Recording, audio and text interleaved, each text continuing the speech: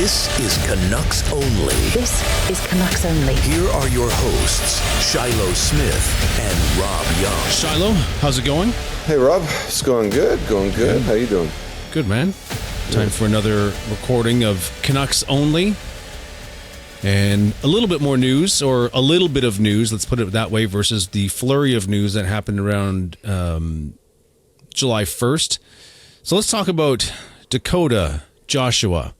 What is your thoughts on sending Joshua to the Leafs and for what we got for him?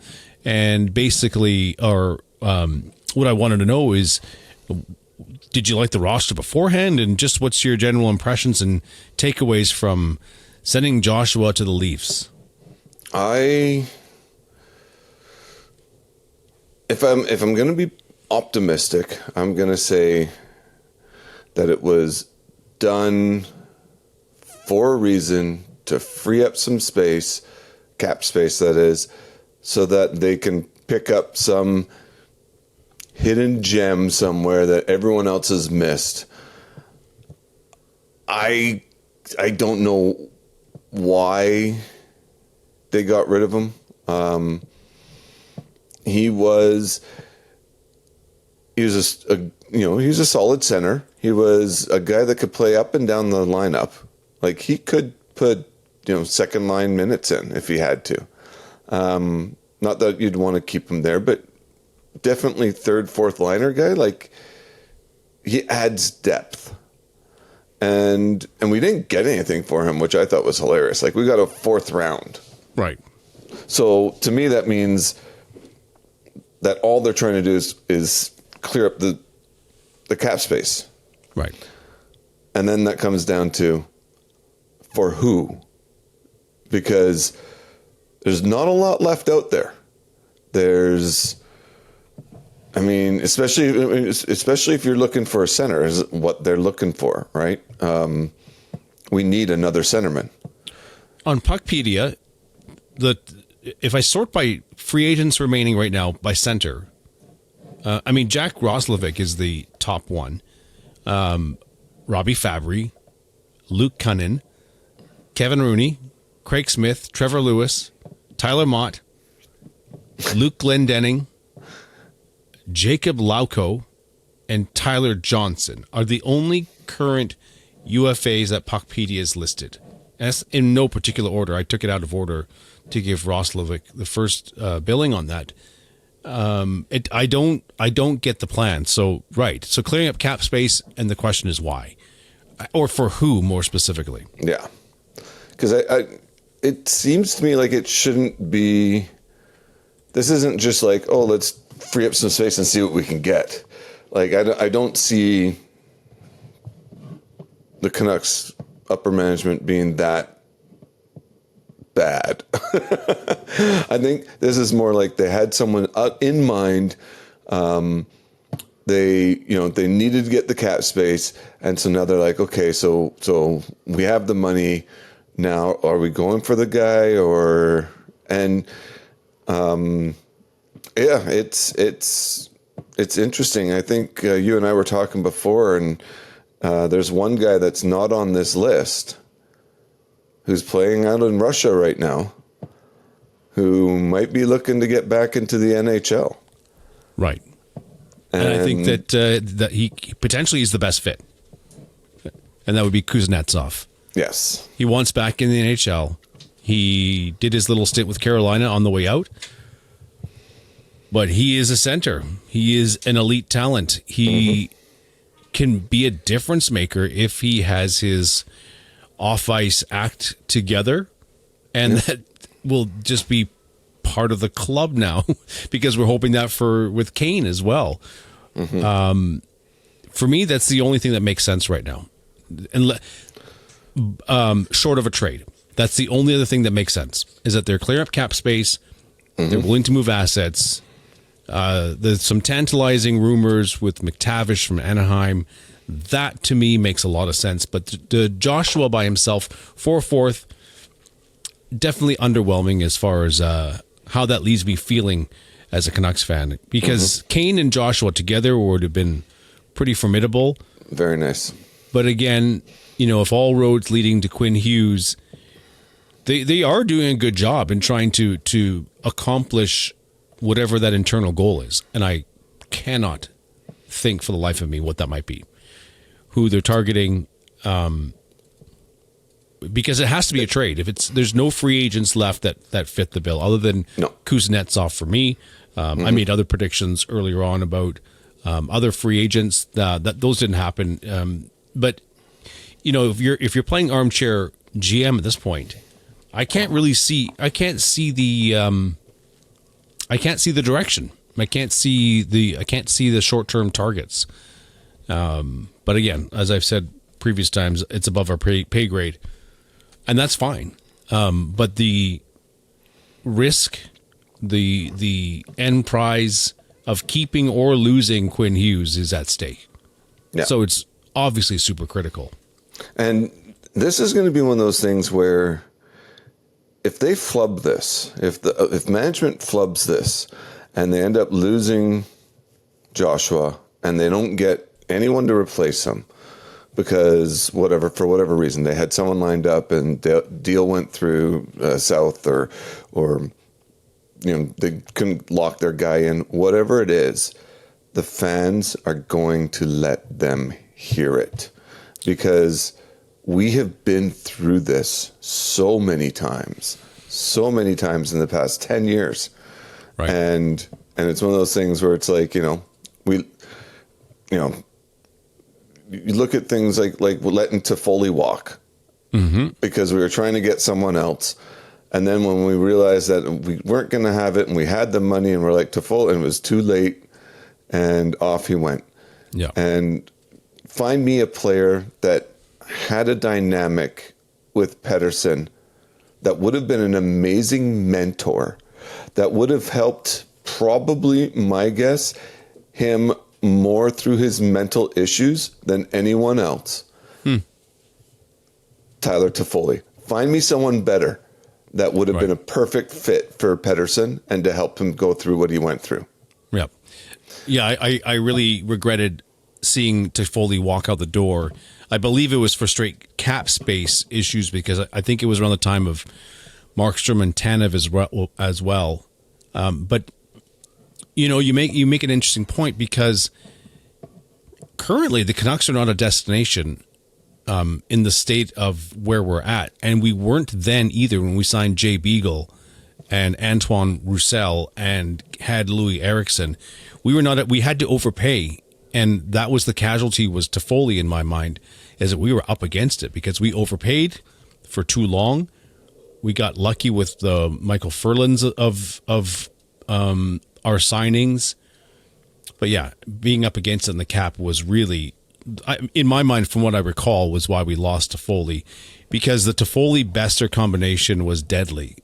Two scoring right wingers, great chemistry on two lines.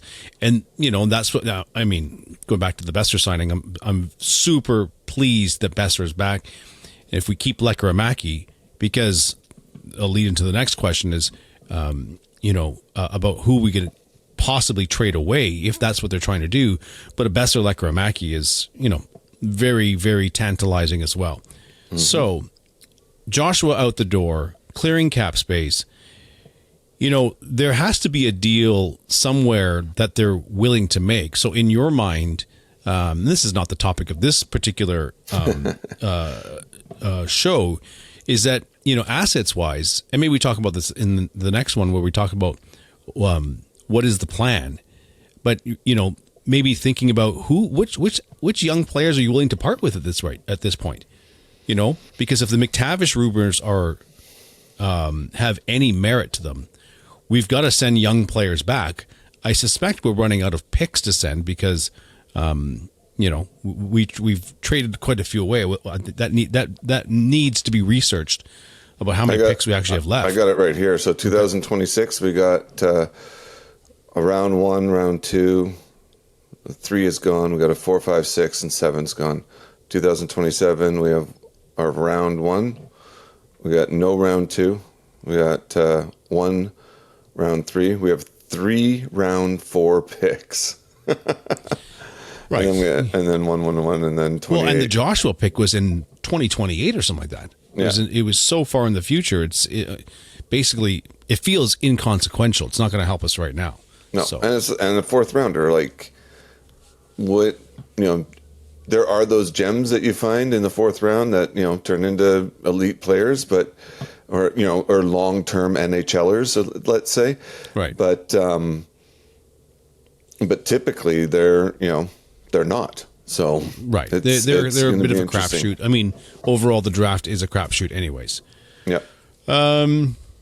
Yeah, maybe we'll just, kind of, any last thoughts on Joshua? I mean, I'll miss the player. I like what he brought to the lineup. He's a pretty unique offering, just like Kane is. Yep.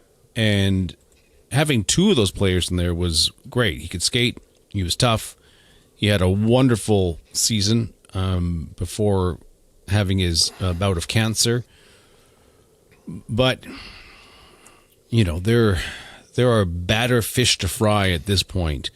And we are lacking a number one or number two center, depending on Petey. And if Petey, I mean, there's so many variables right now. And like you said, it's been 10 years of this. We definitely deserve better for, what we've seen and what we've seen. Maybe also on some of the returns on this, because it feels underwhelming for sure for the fourth. But I really liked the fact that, and you used the term the gem, we uncovered a gem. His journey was long. He played for two other teams before coming to us, and he blossomed here. And, it was like a free, second round draft pick, or, someone who turned out that you didn't expect.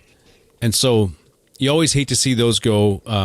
We Canuck fans love our players when they do well, and we get emotionally attached to them. So we'll see. I guess for me, I think the final thing for me is just where we're at. If we don't pick someone up and we don't make a trade, and we got the cap space, and maybe they're waiting till later.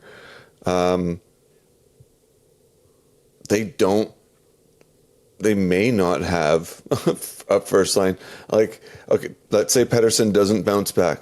Let's say Hiddle takes a check to the head. Right. That puts Bluger as your number one center. No, it's actually going to put Ratty. Ratu or Baines or Sasson as your number one center. Yeah, well, yeah. I mean, if you're going to pull Baines up and stick him in there. Well, you're going to have to, right? But that's you need what I'm offensive. saying. Like, there's just nothing. There's no backup plan that I can see right now. Right. And if it doesn't happen, we have zero depth. And even if, let's say, Pettersson and Hiddle are awesome, right? We still, and Bluger's, he's a third, fourth liner, right. Center. And then whoever they stick for the fourth and bouncing back, it's still not deep. That's my point. Right. Is that regardless of what they do, it's still not deep enough, especially if you want to do any sort of a run. So they need to get that $2 to $3 million solid third line center. Bluger on the fourth line. That's how I see it actually working. Yeah, getting some depth. Kuznetsov could come cheap. He could. You know what I was thinking about that is that he wants back in the NHL, so he might come on a 1-year deal, a show me deal, with all intent of just coming out, staying clean, basically being a Kane, right? Right. Keep it clean, focus on the sport, and just go out and rock it and show everyone what you can do. And then he turns around and goes, okay, look, I just had an 80-point season with the Canucks. It was a 1-year, lease sort of pickup. I'm now free for the highest bidder. And people might turn around and go, hey, you know what? The people that have a lot of money, or the Torontos out there might turn around and go, yeah, we could use someone. We lost Marner. We need someone to fill this spot. And different positions, but you know what I mean. So Yeah. I think it's a very interesting. I'd love to see it, to be honest, because so would I. I'm an underdog fan, so I'm a Canucks fan. You need to be by default. Exactly. All right, well, let's wrap up this episode on Dakota Joshua. A very underwhelming, I think, piece of news. Obviously, it must be a precursor to something else, and we need to see what that will be. So, next episode, we're going to talk about what's the plan and what GM Shylo might do in the next episode. All right, I'll talk to you soon. All right. Thank you for listening to Canucks Only. Canucks Only. If you enjoyed this episode, please like, share, and subscribe.